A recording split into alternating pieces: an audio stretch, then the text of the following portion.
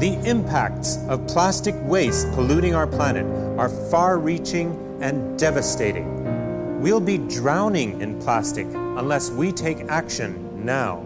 But in the face of what seems to be a massive global disaster, we find hope for a solution.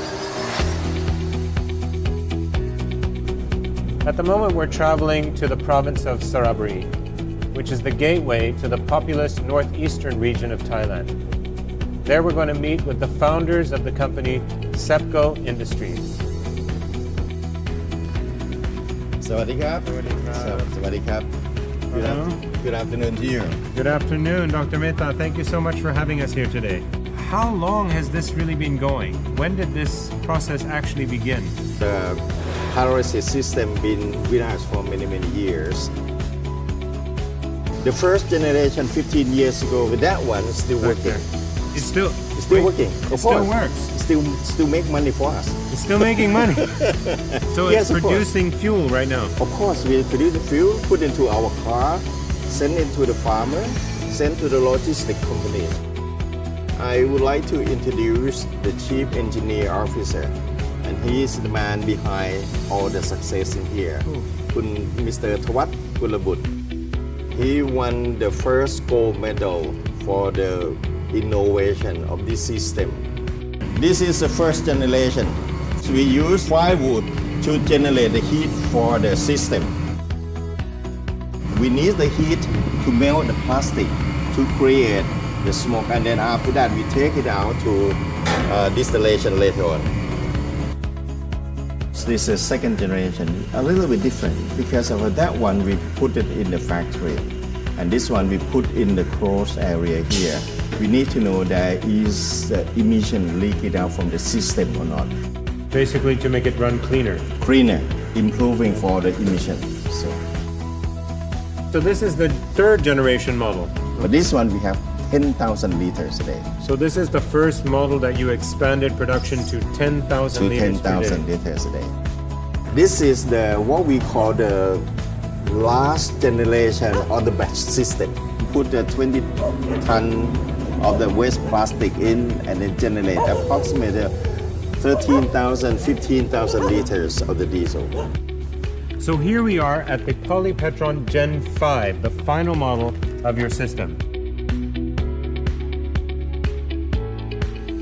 Obviously, you've developed the technology for efficiency. Of course, yes. And yes. To get more output. 20 tons of plastic, you can get at least 15,000 liters up to 18,000 liters. The important thing about this is that it's running continuously, non-stop. Non-stop, 24 hours a day. The first one, you might get some smell, some ordering system disturb you. But second one, a little bit like that. But the third one, the fourth one, the fifth one is nothing coming out at all. If it coming out, we reuse it again in this one. Okay, so everything's running cleaner and more efficiently. More efficiently. Advanced development of the POLYPETRON comes at a crucial time when the demand for such technology is higher than ever. The world today is overwhelmed in its struggle with waste management because many countries like China have decided to stop accepting plastic waste imports. This sudden change has brought the world to a crisis point, with trash stacking up and screaming for a solution.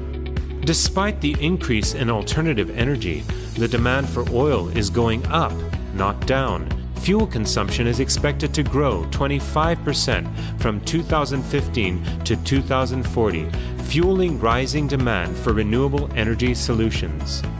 In January 2018, the European Parliament announced new legislation on energy efficiency, requiring greater use of advanced biofuels, which include waste-based fossil fuels like the oil produced by the POLYPETRON. The law requires a share of 1.5% advanced biofuels by 2021 and at least 10% by 2030. This creates a huge demand and allows them to be sold at a premium. When refined, this pyrolysis oil produces over 60% European standard EN590 diesel and at least 20% gasoline. The remaining byproducts of gas and char are not wasted, but reused to further heat the reactor, bringing a sustainable, renewable, clean and efficient production process. The persistent determination of Dr. Mehta, Mr. Tawat, and their team of scientists and researchers have brought us a tangible solution to the global waste crisis by making effective use of the plastics that we have carelessly discarded for so many generations. What has been destructive pollution can now be converted to a renewable source of energy to fuel the future.